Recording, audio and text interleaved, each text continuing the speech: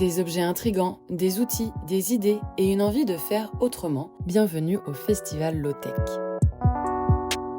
Ici, pas besoin de haute technologie pour innover. La low-tech, c'est l'art de concevoir des outils simples, utiles et durables qui demandent peu de ressources à fabriquer et encore moins à faire fonctionner. Je suis en train de faire un séchoir à plantes. Les autres font un grand modèle comme ça, mais moi, comme je vis en camping-car, je prends un petit modèle. Donc du coup, je fais 2 modèles réduits. Ça sera plus pratique pour moi. Et derrière tout ça, il y a le collectif Low-Tech. Ça, c'est la première réalisation de ce collectif. C'est un vélo mixeur sur lequel on peut faire des smoothies. On voulait montrer que c'était pas très compliqué à faire, qu'on pouvait le faire avec des matériaux de récupération. Né à la suite du tout premier festival en 2024, le collectif rassemble des habitants unis par une même envie, faire du Pays de Redon un territoire plus sobre et plus résilient. Avec plus de 30 exposants, 11 conférences, dont 7 organisées à l'Agora, le collectif offre un véritable espace de rencontre aux acteurs du Pays de Redon. Le fait d'avoir mis en relation différentes structures qui ne se connaissaient pas vraiment, c'est ça aussi le rôle du collectif. C'est de créer une synergie en permettant aux gens de se rencontrer à un instant T. Ce que j'ai découvert, c'est plus le fait que ça intéresse beaucoup de monde, justement, de toutes les générations, à la fin des jeunes et des vieux. Et on sort un peu des cercles de gens qu'on connaît d'habitude. Et de permettre à chacun de pouvoir échanger des contacts, échanger sur ce que chacun fait. On a un territoire où il se passe énormément de choses, qui est hyper dynamique et qu'il faut mettre en avant ce dynamisme-là. En déambulant parmi ce foisonnement d'inventions, on découvre le bain chaud breton du collectif Les Circassiers.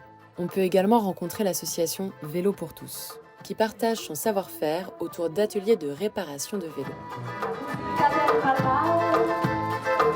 Et puis, il y a la Vilaine Fabrique, un espace où tout le monde peut venir bricoler. Métal, couture, électronique, bois, tout y passe. Pour les curieux du goût, un détour s'impose par le stand de conservation alimentaire. On y découvre la lactofermentation, une méthode naturelle pour conserver les aliments sans frigo ni cuisson. Ici, on prépare des kimchi, un plat traditionnel coréen à base de légumes fermentés. Nous, on est là, en fait, on pose les graines, mais ceux qui feront véritablement autrement, c'est les jeunes d'aujourd'hui, en fait. Je ne connaissais pas la low-tech avant de venir ici aujourd'hui et j'ai découvert. Dans tout ce que j'ai pu voir, ce que j'ai beaucoup aimé, c'est ce que l'outil en main a fait avec des capsules de café récupérées. Voilà, je trouvais ça très beau. Ça m'a donné des idées. J'ai découvert en discutant avec une madame l'exemple de la marmite norvégienne et qui permettait de cuire sans consommer des énergies mauvaises, donc plutôt bien. Et je me dis que en fait, le salon, il a été hyper important. On a planté quelques graines et j'espère que ces graines fleuriront et donneront quelque chose de formidable dans quelques années. Et ça, je pense que c'est vraiment une action que le collectif doit poursuivre en fait.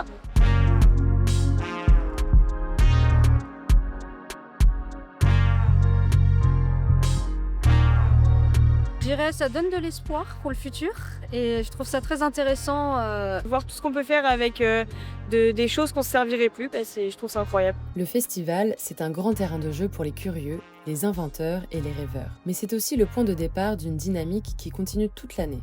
Ateliers, projets, rencontres. Alors si vous aussi, vous rêvez d'un avenir plus sobre, rejoignez le collectif Low-Tech.